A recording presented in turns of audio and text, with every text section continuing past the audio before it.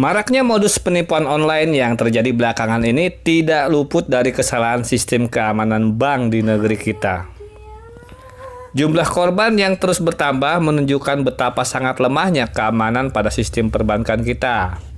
Ya, sudah seharusnya pihak bank juga ikut bertanggung jawab atas lenyapnya saldo korban yang menjadi korban penipuan ini. Karena ini murni kesalahan bank juga. Oke boys, kita gejebur.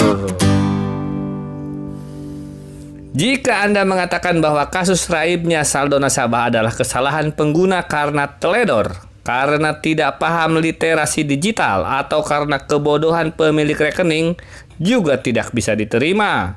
Karena seharusnya bank sebagai penyedia layanan perbankan seharusnya sadar bahwa nasabah itu terdiri dari berbagai macam orang dan profesi dengan pengetahuan dan intelektual yang berbeda-beda. Kalangan nasabah pemilik rekening di bank itu bisa siapa saja, bisa petani, buruh, tukang bangunan, tukang tambal ban, YouTubers gagal, pengemis online, pintu kusen, mangkuk bubur, lato-lato, dan sebagainya yang tidak tahu menahu tentang literasi digital atau sistem keamanan cyber.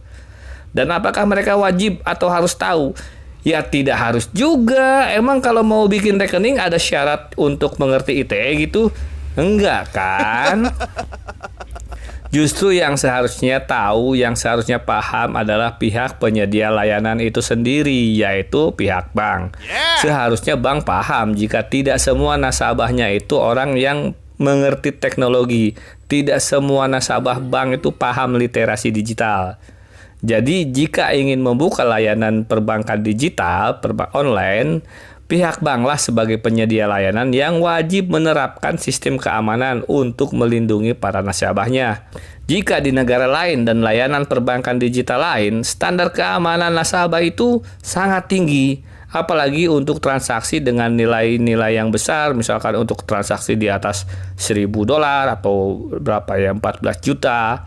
Itu ketat keamanannya, sehingga kata jaminan atau garansi keamanan itu benar-benar terwujud. Jaminan perbankan seharusnya memberikan jaminan yang mutlak tanpa syarat. Tidak ada istilah dijamin aman kecuali Anda teledor, dijamin aman kecuali Anda bodoh. Tidak begitu. Nasabah bank, baik yang bodoh ataupun yang bego, seharusnya tetap aman menabung atau bertransaksi di bank tersebut. Garansi jaminan keuangan pada nasabah di bank sebenarnya telah gugur karena ternyata banyak nasabah yang menjadi korban penipuan, mulai dari Bank BIR, Bank BAC, Bank Mundiri, dan sebagainya. Siapa yang salah? Jelas pihak bank lah. Alasannya jelas, mereka tidak menerapkan sistem keamanan yang baik. Dan ada yang menarik tentang kasus penipuan yang dialami oleh Bank BAC yang tertipu oleh tukang beca. Ini jelas menunjukkan bahwa pihak bank juga bodoh. Dan lucunya dibodohin oleh tukang beca. Tar. Saya ketawa dulu sebentar. Tukang beca yang menipu bang, ya ampun. Oke boys, kembali ke penipuan online, pembobolan rekening bank. Di manakah letak kesalahan bank? Nah, begini. 1. Rekening nasabah bisa diakses di device atau HP yang berbeda dan dengan IP address atau alamat IP yang berbeda. Normalnya, hukum standar keamanan perbankan itu mewajibkan satu akun satu device. Jadi, transaksi hanya bisa dilakukan dari satu HP saja atau dari satu IP address aja. Itu standar keamanan untuk digital banking yang ternyata tidak diterapkan oleh kebanyakan sistem perbankan di tempat kita.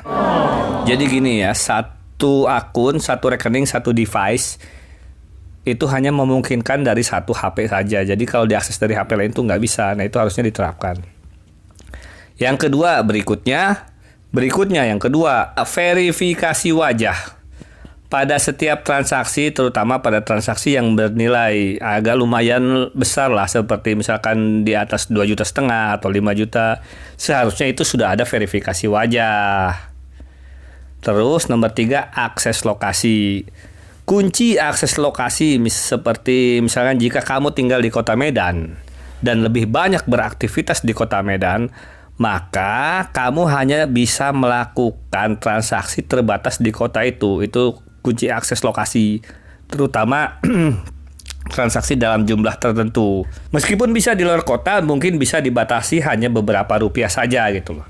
Jadi, jangan paksa nasabah untuk memahami literasi digital. Ini salah besar. Sudah pasti tidak semua orang paham ITE, paham literasi digital. Maka seharusnya pihak bank atau penyedia layananlah yang bertanggung jawab untuk mencari solusinya. Seharusnya bank sebagai penyedia layanan perbankan online memahami perbedaan karakter dan pengetahuan para nasabah. Kewajiban bank lah untuk menerapkan sistem keamanan yang benar, bukan menyalahkan orang lain karena bodoh atau menyalahkan orang lain karena tidak paham ITE. Tapi memang sistem keamanan bank lah yang sangat lemah. Ya, seharusnya ini adalah sistem keamanan yang sangat sederhana, simple, dan ringan.